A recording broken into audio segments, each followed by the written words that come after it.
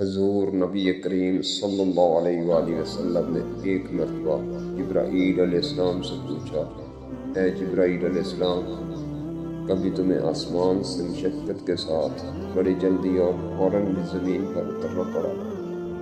جبرائیل علیہ السلام نے جواب دیا، یا رسول اللہ صلی اللہ علیہ وآلہ وسلم، 4 مرتبہ ایسا ہوا ہے کہ مجھے فی الفور بڑی سرعت کے ساتھ زمین پر اترنا پڑا ہے۔ حضور نبی کریم صلی اللہ علیہ وآلہ وسلم نے فرمایا، وہ 4 مرتبہ کس موقع پر؟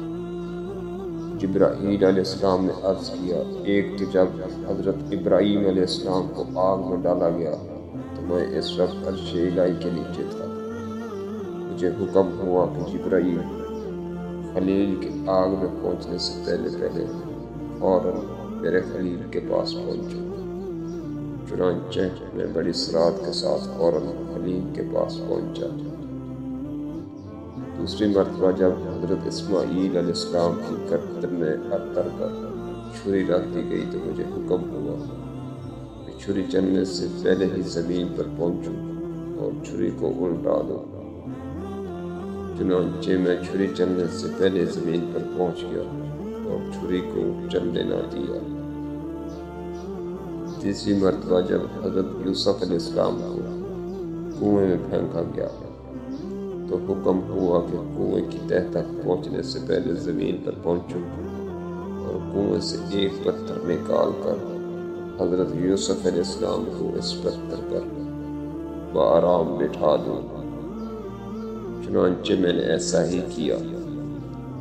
اور چوتھی مرتبہ یا رسول اللہ صلی اللہ علیہ وآلہ وسلم، جبکہ کافروں نے حضور صلی اللہ علیہ وسلم کا دندان مبارک شہید کیا، مجھے حکم ہوا کہ میں فوراً زمین پر پہنچوں اور حضور صلی اللہ علیہ وآلہ وسلم کے دندان مبارک کا خون زمین پر نہ گرنے دوں، اور زمین پر گرنے سے پہلے ہی وہ خون مبارک اپنے ہاتھوں میں لے لی۔